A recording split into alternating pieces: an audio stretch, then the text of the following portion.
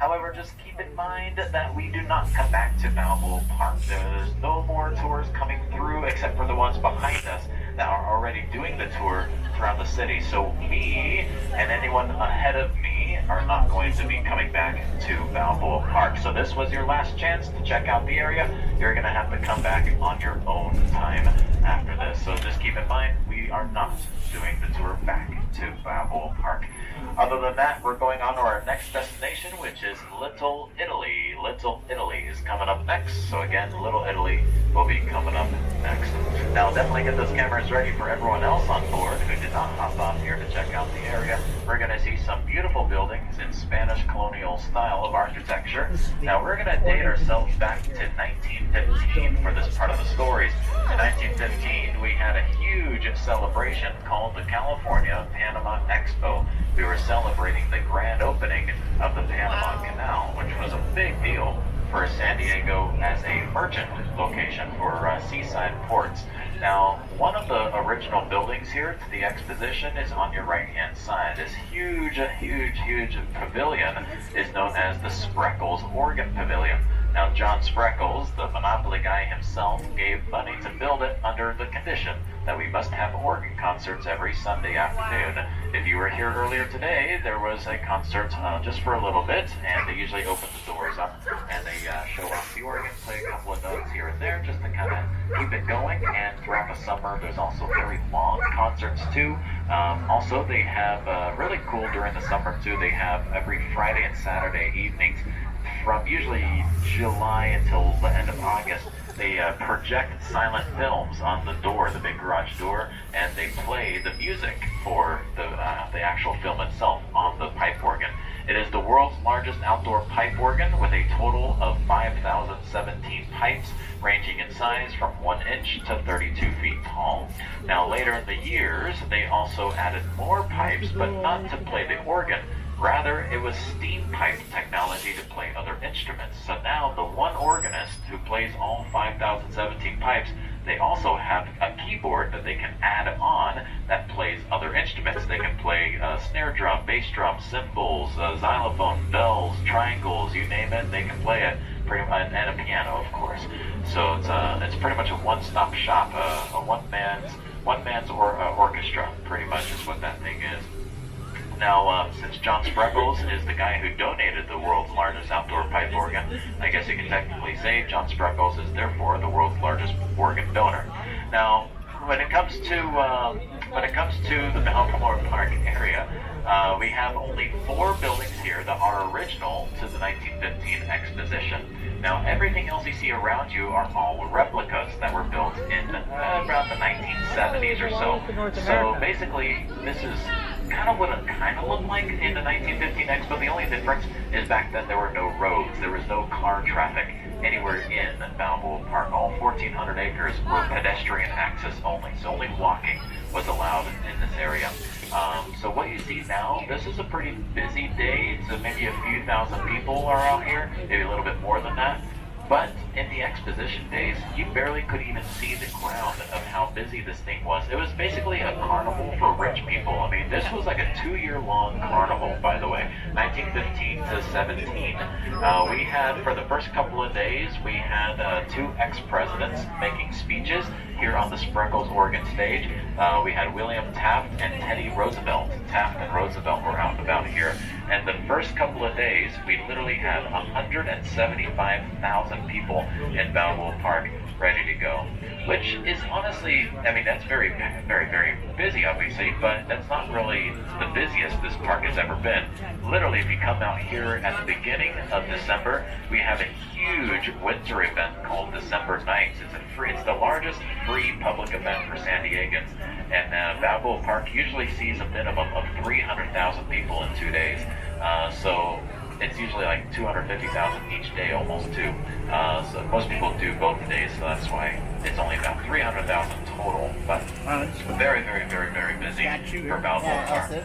Now, when it comes to the other historical buildings, so we already talked about one of the 4 buildings, so that means we got 3 more to go. You're going to kind of see on your right-hand side a very large brown birdcage-looking building. That is the Botanical Gardens of Balboa Park. And on your left-hand side, we have the California Tower, Cathedral, and Museum of Man building. That's on your left-hand side. So these are the 3 of the 4 original buildings. And we're going to talk about the last of the 4 here in just a few moments. Now, in 1935, many buildings were also built too, mostly theaters and the international cottages. But the theater that is mostly built in 35 is on your right-hand side. This is the Old Globe Theater coming up in this archway. Now, the Old Globe Theater today is home to mostly Shakespearean plays, as it is designed after the original Old Globe in London. However, in the winter month of December, the next couple of days, we have an annual tradition of having the musical How the Grinch Stole Christmas. You may get a chance to glance at their Whoville Christmas tree, their book-accurate Christmas tree from Whoville, the city of How the Grinch Stole Christmas.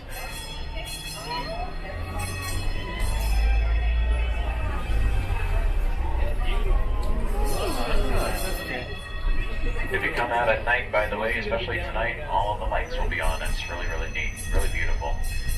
On your right, of course, is the Museum of Man. This is, again, part of that original building of the California Tower and Cathedral.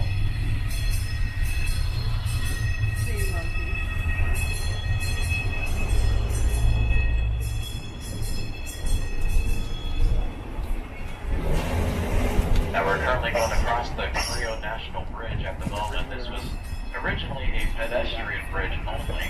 Now, when it comes to the first person driving a vehicle across, Franklin D. Roosevelt, FDR, was the first person to do so on record. Right below the bridge today is the 163 Freeway, and although it is a freeway today, I like the original idea of what it was before. In the 1915 exposition, up until World War II, there was a man-made lake right below us. It was always stocked with fish, so people would go fishing all the time, and on top of that, people would go canoe racing as well. Now, in order to even go into the exposition days, you would have to go and get yourself a ticket. On your right and left-hand side, these are the last of the original buildings. On your right and left is the ticket booths of 1915. So you would go up to one of these booths, go through the gates, walk across the bridge, and go through the California Tower. Now, what did you find inside? Many things. You found arcade games, you got concert halls, dancing locations, concerts galore. You got the 2 ex-presidents for the first couple of days making speeches. You got circuses, animal menageries. I mean, you got literally every form of entertainment coming in from around the world. Now, before all of this happened, in the 1880s, San Diego was building up Balboa Park. Now, all of the rich people in San Diego realized that Balboa Park is going to become something very, very popular, so may as well buy some of this land surrounding the park before it gets a little too expensive. So the Victorians in the 1880s, they decided, well, they got their businesses in downtown, may as well put the house right in the middle of Old Town, downtown. Let's go to put it right here in what is today called Bankers Hill, named after the original inhabitants. Bankers, doctors, lawyers, businessmen, entrepreneurs, you name it. You got money in the bank, you're in Bankers Hill. Now, back then, we used to have Victorian mansions on almost every square block. Every single corner we had a Victorian mansion. But in the 1960s and 70s, San Diego went through a reconstruction mode, and they decided that modern buildings were a little bit more beneficial. Well, 90% of the Victorian homes were demolished, and 10% were left behind, only because they were bought by private institutions or individuals themselves, and they decided to save them. Now, we only will see a couple of these mansions on this loop here. My favorite is the Long Waterman Mansion, 1887, on your right-hand side. Now, this home currently is owned by a business that uses it as a storage home, a storage area. They also have their offices on the upper floors. But when it comes to the first owner of the home, 1887, it was our mayor of San Diego. And he also had a really good friend later on in the years. Some of you will recognize the name of a jeweler, Tiffany. Tiffany's, well, every single glass window was a custom-made Tiffany glass. Every single glass pane is currently original today. All Tiffany glass, original Tiffany glass windows. Very, very expensive, I can only imagine, and even more so nowadays since they're still original. and I really hope no kids play any baseball in the nearby area. That would just be a crying shame. Now, in order to get to Little Italy, we have to go through a small area I like to call San Francisco Simulator. So if you've never been to San Fran, you no longer have to go and visit. This is basically all you will have to look forward to that. So pretty much this is San Francisco. Yeah, we've got a bunch of clouds in the sky. We went across a big bridge today. We are on a trolley on a steep hill. So that's pretty much your entire experience in San Francisco. And it's a little warmer here and a little less expensive, just by a little bit, So there you go. I saved you so much money, you no longer have to visit. You can just mark it right off your list. Now, almost perfect timing. We got the sun coming down to the horizon here pretty soon. It'll be setting in about a little less than maybe 45 minutes or so. But we got the San Diego Harbor ahead of us, got Point Loma across the bay, beautiful views of course. San Diego Harbor has some of the best weather year-round. In fact, that's what is traditionally known for San Diego. Is about 73 degrees Fahrenheit is our average yearly temperature. Of course, during the winter time, we can get down to the Arctic tundras of course, according to my thermostat, 60 degrees Fahrenheit right now. Penguin temperatures, basically, is what we call it. I mean, I'm wearing 4 layers, it's still cold. But 60 degrees, that's not that bad compared to other parts of the United States right now, especially Montana. But when it comes to the temperatures, though, we do get a guarantee from scientists of about 300 days a year of sunshine. 300 days a year of sunshine doesn't really ever below the 60 mark, except for a couple of weeks here and there in the winter time. We did dip below 60s here last couple of days. We got into the 50s actually, which was just that's just terrible. People are dying of hypothermia. And then tonight, of course, actually supposed to be 48 degrees here at the waterfront, and during the mornings about the same as well before it gets up to 61 again. So it's we can't really complain compared to anywhere else.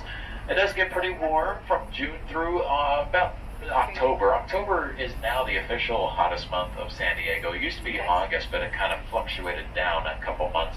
October tends to be in about the late 90s, upper 90s degrees, and with very high humidity levels as well. So it gets pretty stuffy, pretty warm outside. Of course, it does get pretty cold, and as I mentioned, it can get as low as about maybe 44 degrees. And we never dip below 40s though here in the waterfront of San Diego. Now, if you are interested in seeing the snow, some of you are sick of the snow, that's why you left and that's why you're here right now, but other people kind of enjoy the snow. Well, you can go and visit it. We do still have snow in our mountains at the moment, and if you want to drive, it's a nice 45 to 50-minute drive on the 8 East Freeway to Julian. It's the city right behind the county lines of San Diego. You just go on the 8 East Freeway, it'll take you straight up to the snow, and it's about, like I said, 45 or so minutes. Now, after the snow, you can get back onto the car and go onto the freeway, the 8 West Freeway. 45 minutes later, you're back on the beach at 61 degrees Fahrenheit. So you can literally go to the snow and the beach the exact same day and on the exact same freeway. Now, we're coming into Little Italy at the moment. Little Italy, San Diego, one of the largest Little Italys in the United States of America. By size, that is, not by population. If you were to measure the whole area, it takes up 60 square blocks of downtown. 60 square blocks of downtown. So that's if you were to take the Little Italys in St. Louis, San Francisco, and one of the Little Italys in New York, combine the 3 together, San Diego's Little Italy is larger than all 3 of those combined by size, that is. Now, about 2.5 years ago, Little Italy wanted to build the Piazza De Philia on the right-hand side, the family plaza. This used to be a street that went all the way across, but they decided, no, we're just going to go ahead and build a little community so you can kind of, sit down, get a cappuccino or something, and just kind of relax for a little bit. And it looks like we got the start of the street performers out there, some of the trumpets playing. So looks like they got some street performers out in the piazza. We're coming into the Little Italy area here pretty soon, so if anyone wants to come and check out the Little Italy area, this is your last chance to do so on the tour-wise. The last trolley of the day, of course, is at 4:30 p.m. However, you don't necessarily have to worry about all of that. If you do want to stay here longer, if you have our free map brochure, brochure that says Free Map San Diego on it. The last page is where the schedules are. There is literally a Lyft coupon if you download, or if you haven't already downloaded the Lyft app, you just punch in OTTSD and you'll get yourself a ride credit that you can use towards getting back to wherever you started. So even if you want to end your day here or not end your day here, but you still want to check it out, you're more than welcome to punch it in, and don't worry about the trolley. Get some food here. This is the beginning of the dinner rush pretty soon. If you look straight ahead through my windshield, by the way, it shows you how close we are to one of our other stops. That's the Embarcadero. That's